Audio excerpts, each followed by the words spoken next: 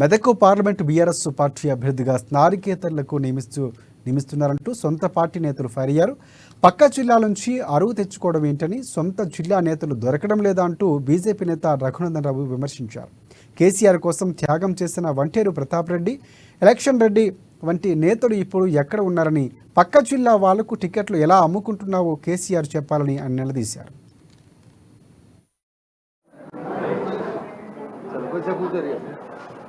తెలంగాణ ఉద్యమానికి పుట్టిన జిల్లా, జై తెలంగాణ అని నినదించి తెలంగాణను సాధించడంలో ముంగటున్నటువంటి మెదక్ జిల్లాలో మెదక్ పార్లమెంట్ అభ్యర్థిగా పోటీ చేసేందుకు పక్క జిల్లాలకు వెళ్ళి అరువు తెచ్చుకునేటువంటి దుస్థితి. 20 ఏళ్ళు అయింది టీఆర్ఎస్ పుట్టి. ఎవరు మీ క్యాండిడేట్ అంటే ఈ జిల్లాలో క్యాండిడేట్ దొరుకుతలేదు. టీఆర్ఎస్ వాళ్ళకి అద్దెకు తెచ్చుకున్నారు, అరువుకు తెచ్చుకున్నారు, అమ్ముకుంటున్నారు సీట్లు. ఒంటేరు ప్రతాప్ రెడ్డి ఏడున్నాడు? సునీత లక్ష్మారెడ్డి గారికి సీట్ ఇస్తూ, అన్న మొదలన్నా నీకు ఎంపీ సీట్ ఇస్తా అని చెప్పినావు, ఇచ్చిన మాట ఎందుకు తప్పినావు? ఏడున్నాడు? ఎలక్షన్ రెడ్డి గారు ఏడున్నారు? భూమి రెడ్డి అని మరిపడగ నుంచి ఉంటారు పాపం, జీవితం మొత్తం తెలంగాణ కోసమే ఒడిచిపోయింది. ఏడున్నాడు?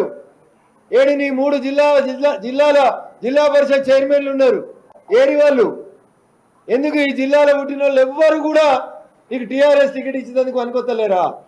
ఉద్యమకారులను కాదని, జై తెలంగాణ అన్నోళ్ళని కాదని,